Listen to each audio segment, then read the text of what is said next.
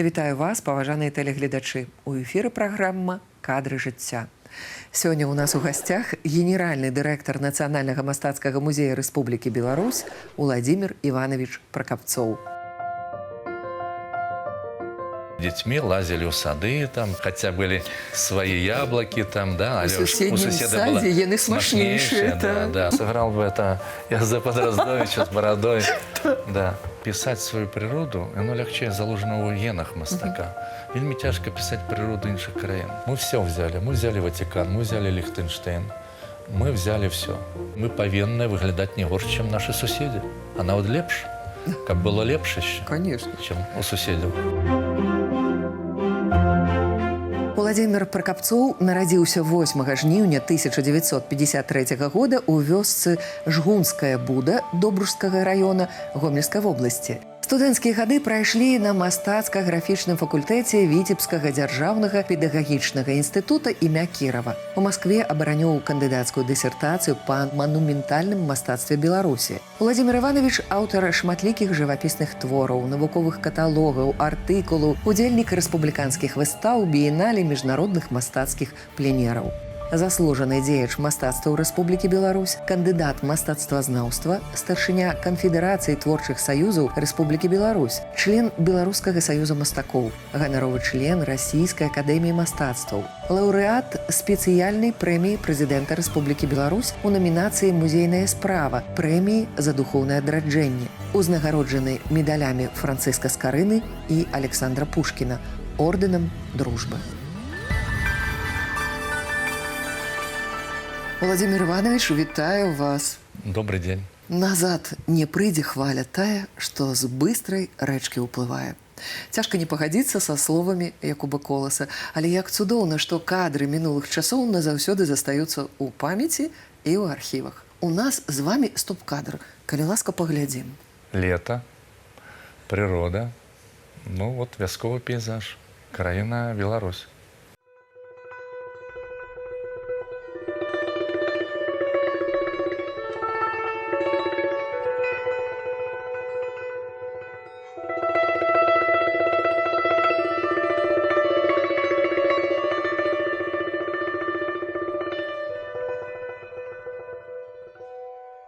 Нарадзіўся на вёсцы, і вёска мяне выхоўвала. Мы з маленства дапамагалі нашым бацькам. Тата пахаў, маці таксама укладала бульбу. Я вадзіў коня. У нас была карова, была гаспадарка свая. На вёсцы тады гэта было нормай. Мой брат, на жаль, у дзяцінстве загінуў. Я быў старэйшы, і на мяне складаліся абавязкі адпаведныя. Менавіта з тых часоў у мяне выхавалась і адказнасць, і працаздольнасць, я бы сказаў, такая. Ну і такі запавет майго таты быў такі, што ты ў жыцці павінен все дасягнуць сваім мазалём, сваімі рукамі, сваёй галавой. Моя мама была настаўніцай, бацька працаваў в саўгасе, дзеці выхоўваліся разам, учыліся разам в школе. Ну і вясковыя мы тады і разам і працавалі там на сенакосе, і праводзілі спартыўныя мерапрыемствы ў школе. Былі ў нас лыжныя гонкі, такі на велосипедах мы там каталіся. Адным словом, я рады, што вёска наклала на мяне такі вот вельмі станоўчы адбітак у гэтым плане. Уладзімір Іванович, а што з вясковай навукі вы прымяняеце ў адносінах да выхавання сваіх дзяцей? Я, па-перша, магу сам все рабіць. Я маю на ўвазе там нескладаныя работы по дому, там, да, пілаваць, там, забіць цвіку сцяну. І я прывіў, здаецца, так, і гэта сваім дзецям, і Антону, і Павлу. Яны таксама вельмі такія хлопцы рукастыя, і ў тэхніцы разбіраюцца, і он малодшы сын, старэйшы, і самі дачу будуюць, так сказать, сваімі рукамі.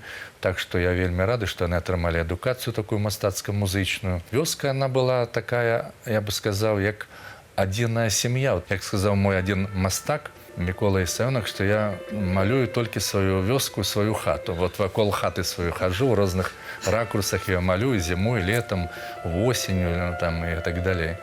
И поэтому я с великим задоволением вспоминаю всех и жыхароў, твор прысвяціў жыхарам вёсцы Жгунская Буда. И всегда с ностальгией, калі приезжаю до хаты, там уже многих, безумоўна, нема. Зусім іншая вёска стала. На жаль, закрылася і школа наша 8-гадовая. А, дарэчы, вось пра школу, Уладзімір Іванович, маці была настаўніцай пачатковых класаў, да. так? А якую адказнасць гэта накладала на вас з братам? Мы павінны былі быць лепшымі, так? Паколькі настаўніца, моя мама, то тады быў вялікі аўтарытэт, і, конечно, мы цягнуліся, каб быць першымі. А на фото? Да, Гэта вот. яна? Да, это вот моя мама и молодший сын Павел. Мы как раз приезжали на вёску, когда они были малые. А як маму завуць? Мария Андреевна, ей вот недавно исполнилось 94 годы. И она зараз там еще по господарстве так працуе самотихенько. Як бацькі падтрымлівалі вашы спробы маляваць? З маленства цікавіла мяне мастацтва. І я памятаю, што ў нас быў сусед вельмі добры такі, это аграном. І ён падарыў у нашу сям'ю такія фаліянты, мічуріна, яблыкі, грушы, і былі каляровыя вставкі. І я спрабаваў капіраваць. Ну а потым у школе я афармляў сценгазеты. Там Майдадыр, памятаю, там мне давалі такія нескладаныя. А потым я, не ведаючы тэхналогіі, на дома ў двары нацягваў мешкавіну і аліфай прагрунтова пісаў масленымі фарбамі. Я быў такі самавук, памятаю, купляў гэтыя фарбы, на такой папяровай такой палітра была, такія пугавіцы іх называлі. Мой тата марыў, каб я стаў аграномам. Ён сам працаваў у саўгасе, кажа, сын аграном, гэта прафесія такая хлебная, яна ганаровая на вёсцы. Вот, паступай в городскую академію. Ну, але маці моя падтрымлівала мае такія мастацкія захапленні. Вось на гэтым фотаздымку тата ваша, мама. І мой сын Павел. Это мы адзін з тых момантаў, калі мы прыехалі да нашых бацькоў. Той, хто выхаваны на вёсцы, ён ведае смак жыцця у прамым і пераносным сэнсе. Цану хлеба, вот, цану вот этой хлебаробчай працы. Ці засталося штосьці з першых работ у сямейным архіве? Я перадаў іх у архіў музея. Так. Гэта вучнёўскія работы па творах, там розных казак, там мае такія захавала мама, мае малюнкі, дзіцячыя, нават студэнцкія работы некаторыя захаваліся, там з адзнакамі, калі я вучыўся на мастацка-графічным факультэце. Но это такія наіўныя работы, нават дзіцячого так всего плана, да. Ну, конечно, это, ну, як малююць дзеці, все дзеці, вот, тым ліку я маляваў. Я прапаную узгадаць наступныя кадры, якія захоўваюцца ў нашым архіве. З высокага левага берага заходняй Двіны перад намі адкрываецца Віцебск. Варта толькі зайсці ў горад, як адразу ж заўважыш прыкметы новага. Гэта лепшая вуліца Віцебска. Яна ўзнікла нядаўна, але праз некаторы час увесь горад будзе такім. Да, Витебск, да. Город моего юнацтва студэнцкае, да. Я называю Витебск беларускім Парижем. Я вельмі рады, што не паступіў у тэатральна-мастацкі інстытут, а паступіў менавіта ў Витебск. У тыя гады была такая аура. Горад Шагала, Малевича. Нават сама установа дала адукацыю шырокую. У нас, акрамя там спецыяльных дысцыплін, была і геаметрія начертательная, і іншыя дысцыпліны, псіхалогія, што немалаважна. У час студэнцтва, клубы весялых знаходліў, ці... Да. А раскажыце, калі ласка. Значит, у нас основных были, ну, вузы, там, медицинский институт, технологичный институт был, так, наш педагогічны институт, и у нас заўсёды быў такі вот конкурент, гэта Витебскі медицинский институт. У нас режиссером были артисты театра, Якуба Коласа. Вот, яны нас вучили, як по сцене рухаться там, и так далее. Поэтому я с великим задоволением вспоминаю те студэнцкія гады, прымалі ўдзел у самадзейнасці, активно ходили в театр, и молодежные такие студэнцкія дискотеки, там и іншыя такие мерапрыемствы. И мне вот менавіта школа Витебского периоду дала вельмі много. Ну и потым было такое імкненне дасягнуць нейкіх таких профессиональных вынікаў. Я нават присвяціў твор свой Витебску. Витебские мрои про Париж, так? И вот эта вежа, там, як Шагал там з Бэлы, прагулка над Витебском, а я так само в альтернативу зарабіў, калі ён там з Бэлай над Витебском летал, то я с музой на месяцы там присвятил еще один твор, мой Витебск, соломяный такой капелюш со свечками, ночный Витебск. Каждый раз приезжаю в Витебск с хваляванием. Я уже не познаю той Витебск своих студентских годов. Ну и зараз, когда приезжаешь, стало все некое такое маленькое, все такое камерное стало. Вот той же университет был, когда я был студентом, назывался Великий. А зараз он поменшился в померах. Вот. Так что Витебск дал мне такую путевку в жыццё, в мастацкае жыццё, увогуле, в профессию. Мне приемно, что вот меня вот гоноровали гоноровым профессором Витебского университета. Поэтому для меня это так само такая вельми почесная отказность и узнагарода. И я вельми задоволены, что звязаны часткова мой лёс жыццёвы з Витебском.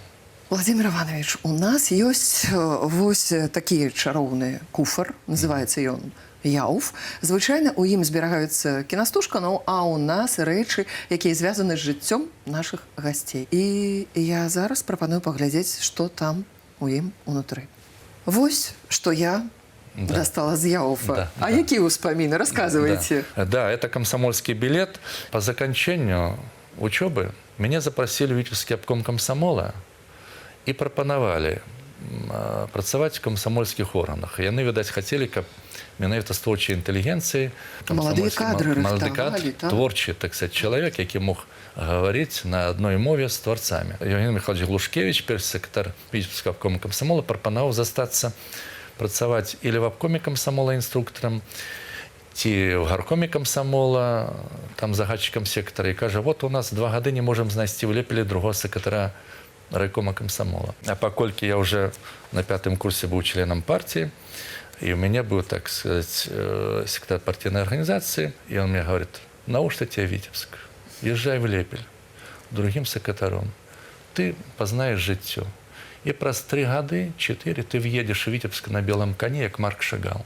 Я пришел, сказал, что вот, я хочу 2-м секретарем. Я поехал в Лепель. И никольки не шкодую, честно скажу. Лепель – это сельскохозяйственный район, вельми пригожа в Витебской области. И так само там меня еще раз тоже привучили, по-перше, и працаваць з кіраўнікамі гаспадарак сельскіх, там, прамысловых, так, ну і з моладдзю, натуральна. Там. Я з задавальненнем вспоминаю тыя камсамольскія гады в Лепеле, тому что там я вручаў билеты камсамольскія юным камбанёрам маладым на поле. А Лепель я лечу другой малой радзімай сваёй. Дарэчы, меня ганаравалі ганаровым грамадзянінам Лепельскага района. Раблю там выставкі з музея, раблю экспазіцыі. Зараз дапамагаем там рабіць музей раённы. Шмат маіх знаёмых там уже ўзросце людзей, з якімі я працаваў в комсомоле, іншыя кіраўнікі гаспадарак, поэтому я с великим задовольнением вспоминаю свои комсомольские годы. Гарачыя камсамольскія сэрцы не ведаюць спакою. Іх клічуць новабудоўлі ва ўсіх кутках краіны.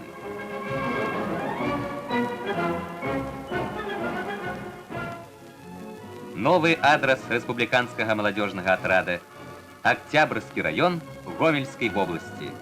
Сюды прибыло 700 студентов. На легендарной земли, где лунал гордый стяг Рудобельской республики и гремела партизанская слава, пролег новый ударный фронт. И герои его молодые, энтузиасты працоўнага подвигу.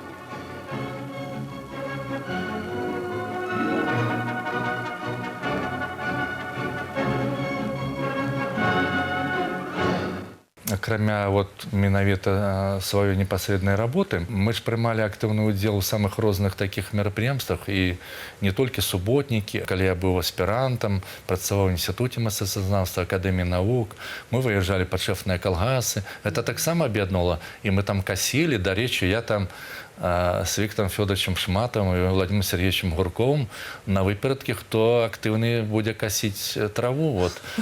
А потом агульный стол, скатерть самодранка, как мы называли, там, да, сало, хлеб, там же не было. А песни у костра да, песни, там, да, и главное, что там же не было таких присмаков, как зараз. Там какое было сало, какая была бульба, быў зусім іншы пах, і все было іншае. Гэтыя агульныя мерапрыемствы яны моладзь аб'ядноўвалі са старэйшымі. Ну і потым на гэтых мерапрыемствах маладыя людзі знаёміліся бліжэй, як суботнікі, як выязджалі ў калгасы падшэфныя, да?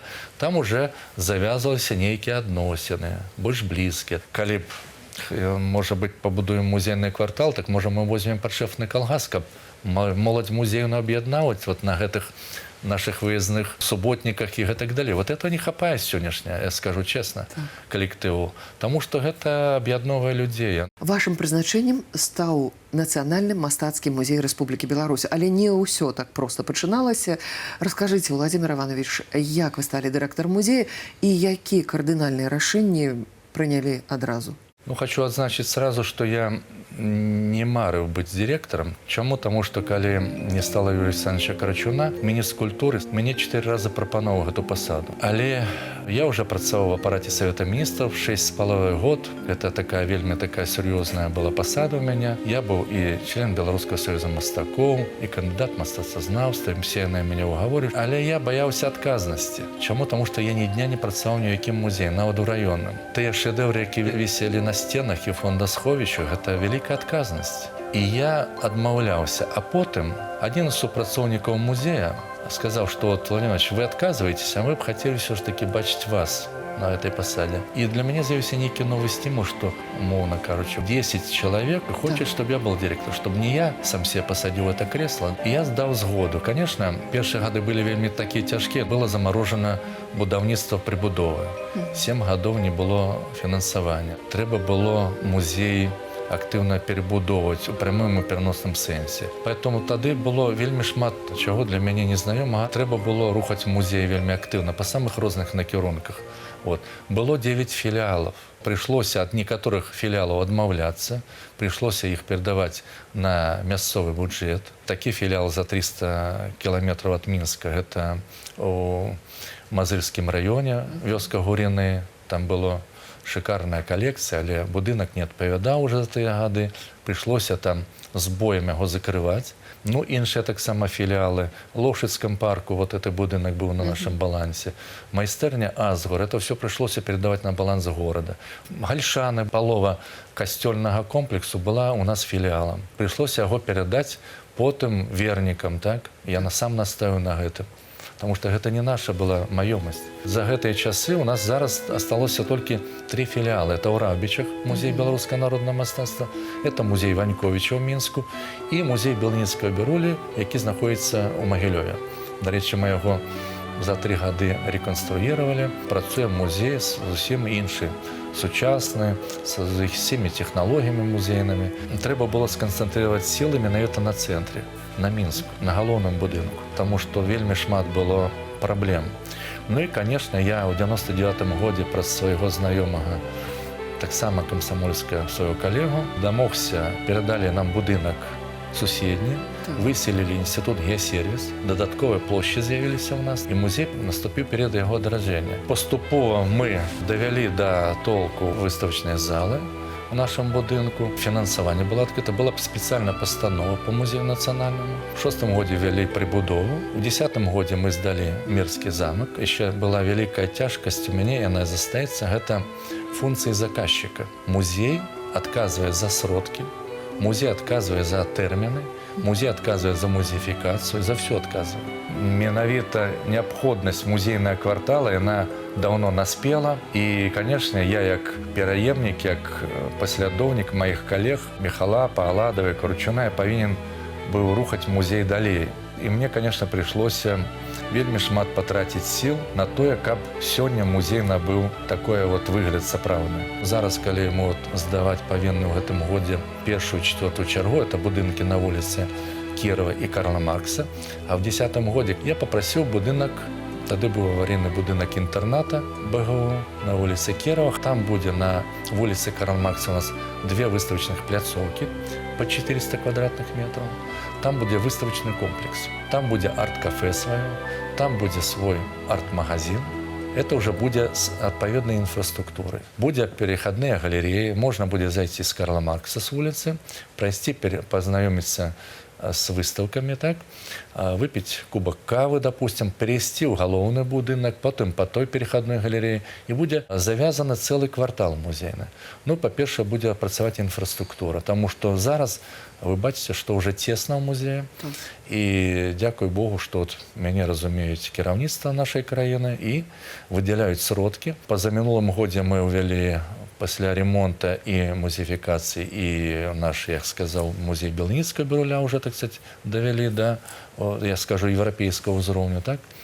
Працуе у нас добра і рэканструіравана музей Ваньковіча і Раўбіча, так што засталося только вот в цэнтры. Все сілы кінуты в цэнтр Мінска зрабіць квартал. Прычым можна будзе рабіць выставы і не адкрываючы весь музей, на вулицы Карла Маркса рабіць выстаўку. Ну і потым самае галоўнае, чаму менавіта нам гэта патрэбна, мы не будзем здымаць пастаянныя экспазіцыі, тое, што зараз робім. Калі мы прывозім з Трэцяковскай галерэі, мы павінны вырашыць все умовы. Это клімат-кантроль, гэта ахова адпаведная, гэтак далей.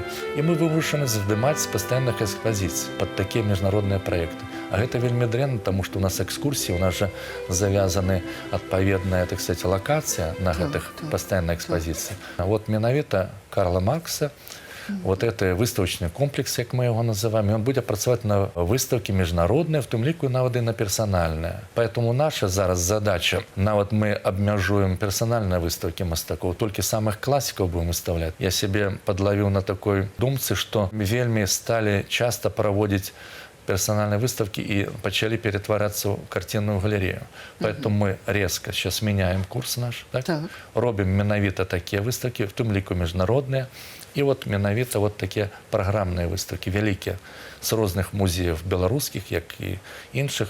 Так что вот у нас жыццё працягваецца, и, безумоўна, самое главное другое, что калі працягнуць тему палітыкі выставачнай музейнай, сёння мы павінны ўлічваць все вот эти технологии, у тым ліку, скажем, і каб было цікава на гэтых выставак як спецыялістам, так і аматарам. Мы разам з вами, віртуальна так, з нашай студыі крочым у Нацыянальны мастацкі музей. Праўда, скажу адразу, гэта 14 гадоў таму.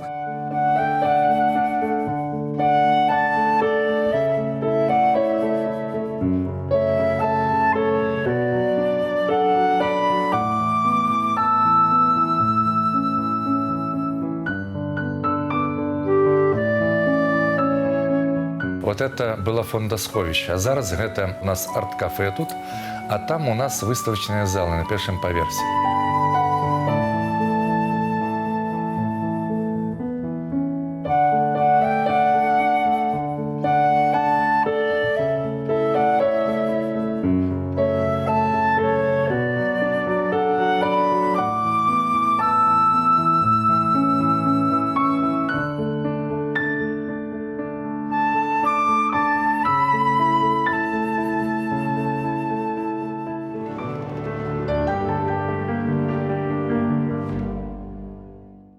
Дарэчы, чым сёння можна прывабіць наведвальніка у музей? Мы павінны працаваць з усімі катэгорыямі людзей. Майстар-класы праводзім па самых розных накірунках. Больш десятка праграм музейных, каб было цікава не толькі нашым, але і каб маглі замежныя турысты, якія прыходзяць в наш музей, як маглі бы і паглядзець выставы. У нас, дарэчы, на 3 мовах і этикетаж, і эксплікацыі, альбомы, каталогі, таксама з улікам там замежных турыстаў.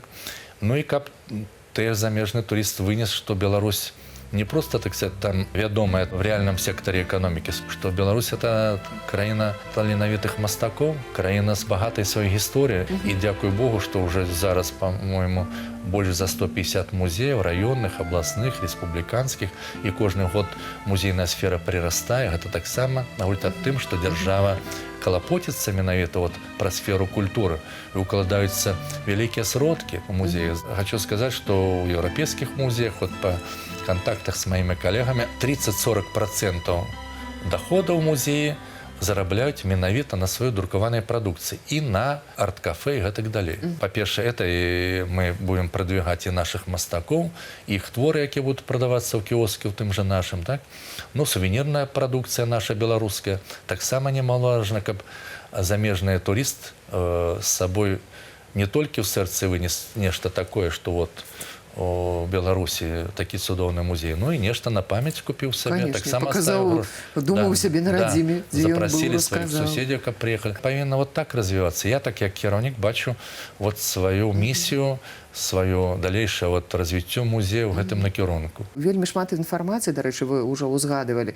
Зараз яна з'яўляецца онлайн. Для моладзі яна на першы план. А вам цікава, што пішуць ці гавораць у сацыяльных сетках? Мне, честно говоря, не очень. Я не Конечно, перше хочу подякувати вас за нашу супрацоўніцтва актыўнае па наших агульных праектах музейных. Безумоўна, я адсочваю все, што робіцца, і нават мы, можа быць, ёсць нават на кожнай выставе у нас кніга водгукаў. Я кожны дзень амаль што праглядваю, якія там ёсць водгукі. Што тычыцца онлайна. І мы таксама працуем гэтым накірунку. Я сам выступаў з такімі 10-минутными лекциями по Рущицу, по Белницкому Беруля, выступать наши супрацоўнікі. И, конечно, мы повинны улічваць и эту, так сказать, магчымасць. Я всегда говорю, як бы не развивалась активно IT, но зараз у нас, як не дзіўна, узраслі заявки на экскурсии и на персональных экскурсоводов. Чому? Тому что ніякі аудиогид не даст больше падрабязную информацию, чем, скажем, живый экскурсовод. Конечно. И задача стоит такая, что все супрацоўнікі музея, не только у навукова-осветницком отделе, але и в фондовом отделе, в іншых отделах повинны водить экскурсии. Мы это все так само уличиваем в своей работе, как наши супрацоўнікі и повышали свой профессиональный уровень, писали свои науковые працы, удзельнічалі в выставочных проектах, у навуковых конференциях, у науковых круглых столах, развивались, подтягивались, вывучали мову, тым ліку замежную. Нам треба все ж таки развивать и живого человека в этом накірунку. Да. Скажите, калі ласка, быць культурным чалавекам, гэта пытанне адукацыі ці ўсё ж таки выхавання? Гэта і выхаванне з малку ад бацькоў, так, і школа, ну, большасць, конечно, бацькі, і, конечно, і адукацыя. Все інстытуты, у тым ліку і Нацыянальны музей, повинны выходить человека. Каб наши молодые люди ведали своих выдатных мастаков, своих актеров, своих литераторов, да, свою классику, да, каб ведали свою историю, каб яны были адукаваны. И гэта миссия адукацыйная, выхавачая менавіта установ культуры. Я б сейчас сказал ідэалагічна, мы гэта слово не, так сказать, его саромимся называть, але гэта идеология, музей это идеология. И мы повинны формировать светапогляд нашего сённяшняга молодого человека. Яким мы его выхаваем, таким он будет. Будь он патриотом, ці он не будет патриотом. Будь он ганариться своей историей, своей культурой. А ваши картины у музея ёсць? Каля 10 картин, здаецца, у фондах музея ёсць. Да. І я працую як мастак. Таксама гэта аддушына, калі я нават працую в майстэрні, ўсё роўна думкі пра музей, пра будаўніцтва яны не пакідаюць, але разам з тым ёсць элемент задавальнення, калі ты пішаш пейзаж нейкі, ёсць вынік, і калі ты удзельнічаеш у выставах, павінен, так сказать, падтрымліваць сваё прафесійнае прызначэнне як мастака. Поэтому я ў выходныя дні, ў святочныя дні у майстэрні і стараюсь... Працягваеце працаваць? Да. А, дарэчы, а чыя гэта выстава? У нас была ноч музею, і мне прапанавалі нашы супрацоўнікі зрабіць работу при наведвальніках. Я тады прапанаваў ім, я зраблю такую картину, яна у меня была, я ее писал 10 годов. Как раз была присвячена, здаецца, вот Шагалу, что-то такое. Вот я вырашыў зрабіць Витебские мроі про Париж. Мы вот сидим на месяце унізе Витебская ратуша и Эйфелева башня. Яе набылі как раз у музей праз закупку Министерства культуры. А это была моя такая персональная выстава под мой юбилей. Это мой родный бацьковский дом, так он и называется, бацьковский дом. Зараз, конечно, заниматься живописом часу маловато, честно скажу. Трэба займацца будаўніцтвам. Яна трывае вельмі шмат часу. И навукова-даследчыя працы приходится займацца толькі таких малафарматных, я б сказал, выданнях. Вот як зараз вышла моя книжка про Ивана Рея, про Владимира Кожуха, у серии «Наши славутые мастаки». А живопись он патрабуе кожны дзень, потому что час от часу губляется вот этот накал, калі нейкі перерыв, поэтому я выкарыстовываю выходные дни, святочные дни. Это дае додатково мне еще падтрымліваць форму, паколькі маю адукацыю адпаведную. Ну вот я думаю, калі закончу музейны квартал, тады будзе менш забот, тады я ўжо напоўніцу займуся жывапісам і мастацазнаўчымі сваімі праектамі. У нас зараз на экране яшчэ адзін стоп-кадр. Упэўнены ў тым, што вы адразу назовеце. Это наш мерзкі замак, які стаіць у арыштаваннях. Дарэчы, мне он дастаўся ў спадчыну ад майго папярэдніка Александровича. 12 год яго рабілі і будаўніцтва, і рэстаўрацыю, і музеіфікацыю. Прычым мы таксама адказваў музей як функцыі заказчыка. Бачыце, якія руіны, да? Так.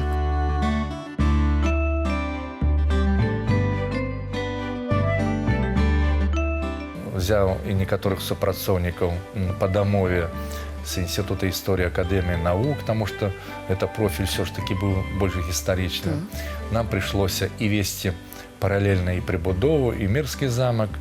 У 12 годов 40 миллионов долларов было укладено в его з державного бюджета по курсу Нацбанка. І зараз гэта аб'ект ЮНЕСКО, унікальная культурна-гістарычная установа. Там шмат розных мерапрыемстваў, прыязджае шмат турыстаў. Гэта таксама візітоўка нашай краіны. Для мяне такая таксама гэта старонка маёй гісторыі, біяграфіі, як і маіх супрацоўнікаў.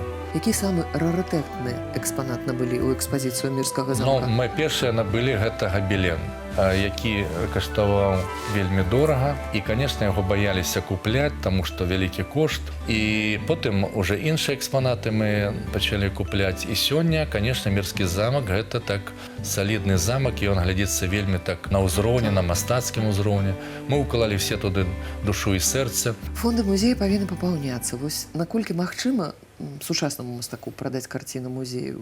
Карціны некаторыя мастакі дораць. Выстаўка, калі праходзіць, умова такая. Одну картину он дорит по нашему выбору, а другая картина купляется праз комиссию Министерства культуры. Ну, улічваючи, что, конечно, нават не только те проекты, які у нас проходят, мы б хотели бачыць некаторыя аўтараў, якія выставляются на іншых выставках, а можа замаўляць нават с майстэрні. Мы працуем с нашими спонсорами. Вот набылі, скажем, некоторые картины Фердинанда Рощица на аукционах, так? Набылі картины наших мастакоў Парижской школы, так?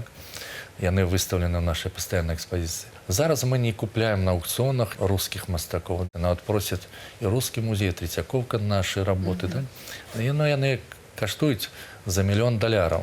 Зараз наша задача набыць мастакоў беларускіх, так? И я заўсёды говорю мастакам, я разумею, что, конечно, им трэба и жить, и оплачивать материалы, и майстэрня зараз дорогая. Но все ж таки музей – это такая институция, что калі не стане уже мастака, а все равно его имя застанется в истории. И чем лепшие будут работы в Национальном мастацкім музеі, так, тым потым будуць меркаваць аб творчасці гэтага мастака. І всім раю. Як бы не было вам цяжка, то самый лепшы твор вы павінны, ну, хотя бы там продать за, может, символичную кошт, а тем можно нават и подарить. Поэтому многие это разумеют. Недзе за год каля 300 творов мы пополняем нашу коллекцию. А колькі можа каштаваць карціна ці іншы экспанат, які вось набываецца для музейнай калекцыі? Самый розны кошт. В залежнасці от статуса мастака, скажем, калі это народный мастак, там, безумоўно, больше профессионализма, там высшие расцэнкі. Этой расцэнкой устанавливая комиссия Министерства культуры по закупце. Мы пытаем у автора, колькі бы он хотел, а там ці згаджаецца комиссия, ці не згаджаецца. Там якраз в этой комиссии представники Союза мастаков. Из разных установ. Там и мастацазнаўцы, и мастаки сами. Поэтому мы зацікавлены, чтобы менавіта пополнить наших ярких мастаков, хотя бы было по минимуму работ 15 музеев с разных периодов. Ну, а некоторых мастаков надо есть и под 100. У нас як Цвірка, як там Савіцкі, як Шемелёв, такие мастакі, якія у нас былі такія вельмі актыўныя яшчэ ў той час. Некаторыя экспанаты музея, у тым ліку іконы, прадметы сакральнага культу, і карціны, і скульптуры часта даходзяць да вас у пашкоджаным выглядзе. І тут другое жыццё ім вяртаюць унікальныя спецыялісты, рэстаўратары. Вот за гэтыя гады, калі я прыйшоў, было, здаецца, каля 5 рэстаўратараў.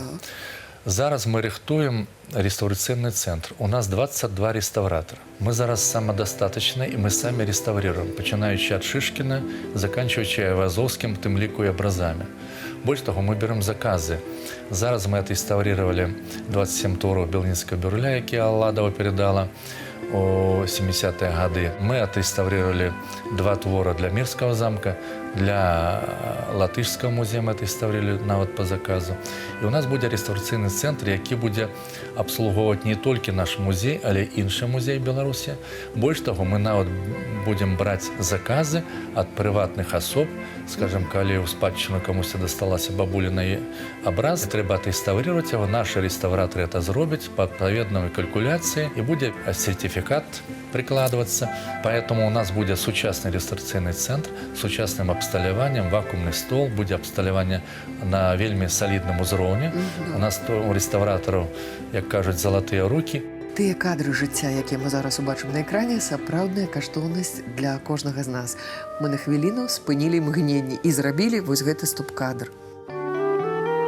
Ад родных ніў, ад роднай хаты у панскі двор дзеля красы. Яны бяздольныя узяты ткаць залатыя паясы. Целая была программа, пятигодка, слуцкие поясы. И мы зрабілі шэраг выстав исторического музея Москвы, и с Литовского музея, и с Армянского музея, из польских музеев. Одним словом, мы показали вот тое багацце наше, тую спадчыну, якою мы сегодня павінны ганарыцца. А у нас у музеі в 1939 годзе до войны было 40 поясов. На жаль, мы их страцілі падчас войны. Зараз мы набываем. Но самое галоўнае другое, что гэты бренд беларускі, слуцкія паясы, для нас мае вельмі такую гістарычна каштоўную. Сімвол Беларусі. Сімвол Беларусі, да. И вот мы выставляли серию гэтых, было у нас выставок. Потым с нашей дапамогай, с дапамогай наших мастацтвазнаўцаў мы прымалі актыўны ўдзел у адраджэнні слуцкую вот этой мануфактуры. И гэта вельмі важна, тому что я лічу, што вот нават тыя навадзельныя паясы, якія робяцца ў Слуцку, яны павінны быць сёння ў кожнай школе.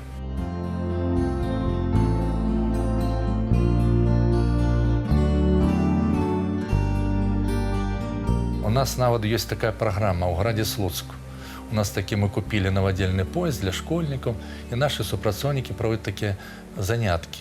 У нас такі ёсць станочек, такі прасценькі, ну, як от бабулі ткуць, каб дзеткі гарадскія мелі ўяўленне.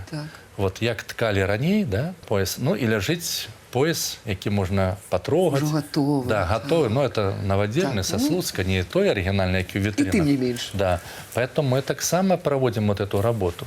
Это вельмі важно. Больш таго, і нават мы зрабілі штандарт музейны на основе слуцкага пояса. Я его зарегистрировал адпаведна. У нас сцяг зарегистрированы, наш штандарт свой музейны, які, дарэчы, вытканы по эскізу мастака Васюка габеленшчыцамі Барысаўскага камбіната. А які экспанат у музеі вы лічыце самым унікальным? Ну і калі можна, колькі ён каштуе? У нас самое каштоўнае это, безумоўна, образы 14-16 стагоддзяў. Это царскія врата с разных храмаў у нас, так?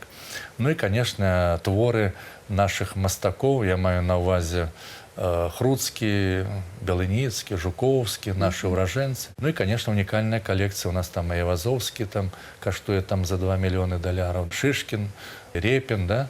Поэтому у нас шмат таких уникальных творов. Чем больше будет таких каштоўнасцей, тем мы больше будем богатей духовного сенсе. Конечно, того, так? конечно. Безумоўно, мы там не собираемся их распродавать, потому что это не датыкальный фонд державный, але разом с тым маю на увазе багацце духовное в плане выхавання. Вот менавіта на гэтых творах мы павінны выхоўваць наших, асабліва моладзь.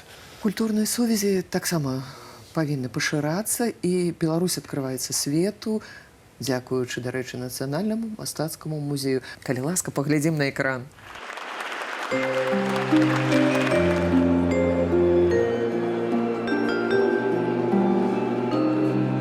Борис Заборов. Наш знакаміты мастак беларускі, які свой час ад'ехаў в Париж, вельмі годна зрабілі яго экспазіцыю. Для нас, конечно, это было вельмі знакавае, што мастак вярнуўся на Беларусь, вярнуўся сваімі творамі. Для нас гонар, што вот Борис Заборов працуе у Парижы, во Францыі, вядомы у свеце мастак, но але караней яго, безумоўна, ў Мінску. Выдатны мастак, графік.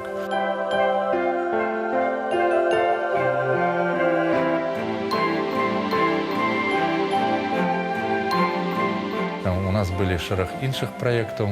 Роман Заслонаў, таксама ў яго была выстава ў нашым музеі. Ну і вельмі прыемна тое, што нашы мастакі прадвігаюць на еўрапейскім узроўні наша мастацтва. Это вельмі важна. Это чым больш будзе нашых мастакоў у свеце, тым больш будуць ведаць пра нашу краіну.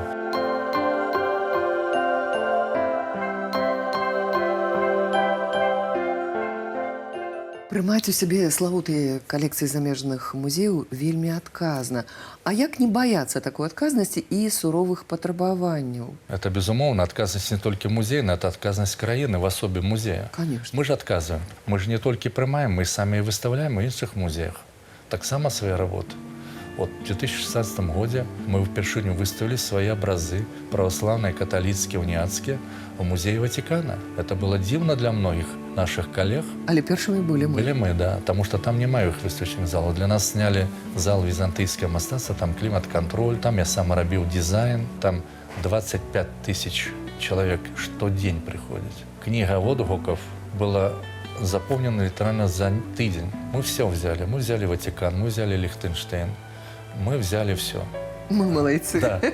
Поэтому, но мы не спыняемся на досягнутым. Мы ведаем, что нам трэба рухацца наперад. У нас есть іншыя проекты, у нас есть іншыя коллеги, с якімі мы павінны супрацоўнічаць, абменьвацца выставкамі. Поэтому мы павінны вельмі актыўна пазіцыянировать свое мастацтва, каб ведалі не толькі в столицах. Владимир Иванович, вы займаецеся яшчэ і даследчай, і навуковай, і выдавецкай работай. Музей павінен займацца выдавецкай дзейнасцю, таму што мы робім выставы, каталогі к выставам праводзім. Але тыя нашы фондавыя калекцыі, якія вельмі багатыя, мы павінны іх таксама рабіць у наших выданнях. Мы робім як асобных мастакоў наших. В 2012 годзе заснавана серія славутыя мастакі Беларусі. Выдадзена 28 аўтараў. У год у выдавецтве Беларусі мы выдаем по 4 беларускіх аўтара. Это мастакі, якія радзіліся на Беларусі. Это унікальны проект. І, конечно, для нас гэта вельмі важны проект. На 3 мовах, беларускай, рускай, ангельскай. Ён такі адукацыйны проект. Яго можна прачытаць, эту кніжачку, вот, менш чым за гадзіну. Так. І азнаёміцца в основном з творчасцю мастака. Кожны год я беру сабе з 4 кніг, беру одного автора. Астатніе я даю нашим супрацоўнікам, тым ліку маладых, каб яны вучыліся, вот менавіта пачынаючы вот з такой як аўтар менавіта, укладальнік. Да. Ну і тут навуковы артыкул. Скажем, год назад пра таго ж Вітольда Каятановича Белынскага-Беруля з дапамогай саюзнай дзяржавы мы выдалі фаліянт пра Вітольда Каятановича, так? Больш пашырены вариант. Да, вот. И поэтому нам, конечно, вельмі важно рабіць і такого плана формата выданні, і больш пашырна. Мы выдалі шэраг таких наших колекцый, в тым ліку вот такого кшталту альбомы. Зараз мы замахнуліся на вельмі солидный проект. Плануем зарабіць за 5-6 годов выдать все коллекции. И все коллекции будут вот таких прикладно 13 томах. И так само будет на мовах вот такого кшталту, вот такого объему. Это будет и сакральное мастацтво белорусское, русское, это будет и сучасное белорусское мастацтво, живопись, графика, скульптура, декоративно-прикладное мастацтво, это будет и мастацтво усходу, это будет и мастацтво заходнеевропейское. Одним словом, все коллекции, самое лепшее будет занотовано вот в таких фолиантах.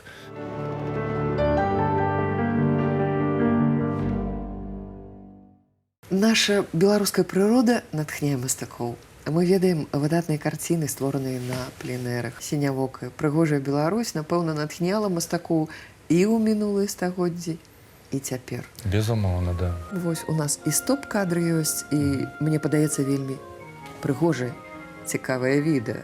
Тут и лес, и поле мне давали силы, тут летала птушкой, кветкою росла.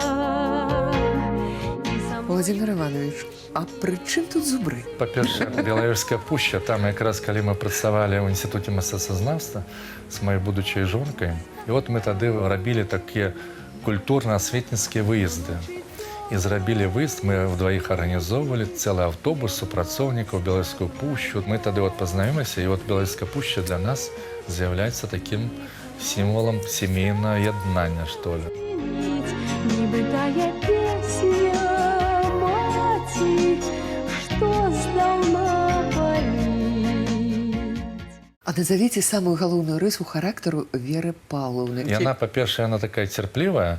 Ну і, канешне, мне з ёй вельмі пашанцавала. Затрымлюся на рабоце, у майстэрні, там яна ведае ізнутры вот эту вот всю кухню мастака. Паколькі яна такая сама доктар мастацтвазнаўства, вырасла ў сям'і мастака, дачка Павла Васильевича Масленікова. Так што яна вельмі ставіцца да мяне спакойна в этом плане, і мне вельмі прыемна, нават мы нешта абмяркоўваем, мае праекты нейкія, я заўсёды з ёй граюсь. У нас такі атрымаўся вельмі добры тандем, што мы займаемся одной справой в плане того, что вот яна заўкафедры беларускай нацыянальнай культуры і мастацтвам, універсітэце культуры і мастацтвам. Я як дырэктар, так што наш іншы раз і пересекаюцца нашы нейкія дзелавыя там сустрэчы на нейкіх, так сказать, мерапрыемствах. Я думаю, што в этом плане мне пашчасціла ў жыцці. А вы што думае пра вас, Вера Паўлаўна? Да. Мы зараз і даведаемся. Вось яны сапраўдныя кадры жыцця. Мы с Владимиром Ивановичем живем уже вместе около 30 лет, и за этот немаленький срок все было в нашей семье. Но честно должна признаться, что мы практически ни разу не поругались. Мы можем уступать друг другу, мы можем понимать друг друга. И вот это вот взаимопонимание всегда нас поддерживало.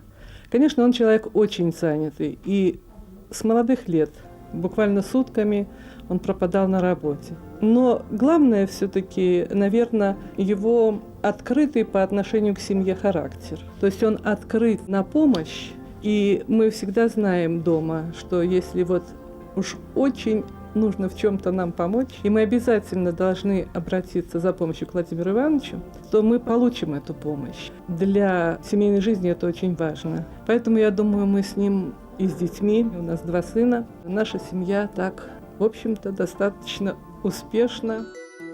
Это кадры ранейшие, зараз больше стало годов. Пачуцці засталіся тыя ж, і яны не мяняюцца, наадварот, больше становятся такими трывалымі.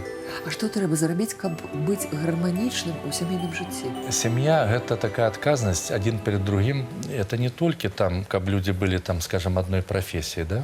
Это элемент выхавання, каб маглі адзін аднаму давяряць першую чаргу раз, а другое ісці на нейкія кампрамісы, і каб з нейкай дробязі не рабіць там праблем вялікіх. Аднойчы, калі мы пажаніліся з Верай, маёй жонкай, яна неяк мне адгладзіла, аказалася 2 стрелкі.